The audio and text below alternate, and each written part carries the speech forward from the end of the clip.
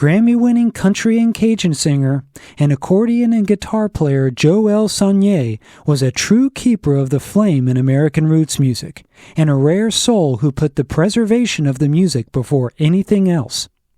From the top 10 of the country music charts to the annals of regional roots, Jo-El Sonnier was beloved by many. An autistic performer before much of the world even knew what that meant, he persevered through personal struggles to become a star while always putting the music first. As cliché as it may sound, it's nonetheless true that Jo-El Sonnier died doing what he loved to do, which was performing and meeting fans. After spending Friday, January 12th at the Heart of Texas Country Music Museum in Brady, Sonnier played the Llano Country Opry in Llano, Texas, Saturday evening, January 13th. After an hour-long set that ended with his signature rendition of the song Tear-Stained Letter, he came out to play an encore of Jambalaya by Hank Williams. After the show, Jo-El Sonnier took a moment to rest before he was scheduled to sign autographs. It was then that he suffered cardiac arrest, according to Tracy Pitcox of Heart of Texas Records. Sonnier was flown to nearby Austin for medical treatment. With his wife Bobby by his side, Jo-El Sonnier passed away. He was 77 years old. Born in the town of Rainy in the Acadian parish of Louisiana, Jo-El Sonnier's parents were French-speaking sharecroppers, and Cajun music was everywhere. He was only 3 years old when he started playing the accordion, and by the age of 6 he was performing on the radio. By the time he was a teenager, Sonnier was releasing singles and albums on the Gold Band label. But not much came from it.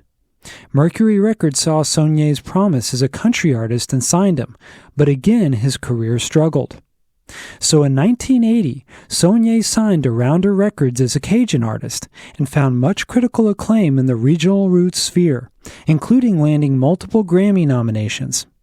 Then in the late 80s, after he went out on tour opening for Merle Haggard, he was signed to RCA Records and his career as a country performer took off. Jo-El Sonnier found top 10 success with the song No More One More Time, written by Troy Seals, along with Tear-Stained Letter by Richard Thompson. The songs were part of his most commercially successful album, 1987's Come On Joe, that included elements of his signature Cajun sound. Sonnier would later move to Capitol Records, but failed to find the same success in country as before, and once again returned to Rounder Records to record Cajun music. Sonnier also worked as a session musician and was revered throughout music as one of the real-deal Cajun musicians keeping the traditions of the art form alive.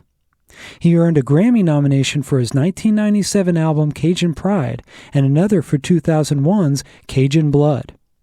In 2013, Jo-El Sonnier released the album The Legacy, which was his first album of traditional Cajun music in 13 years. It earned Sonnier his 5th Grammy nomination and eventually a Grammy win for Best Regional Roots Album. Jo-El Sonnier also dabbled in acting and appeared in HBO's crime drama True Detective. Sonnier had been socially shy and had difficulty meeting people, which was one of the things that made it difficult for him while pursuing a music career.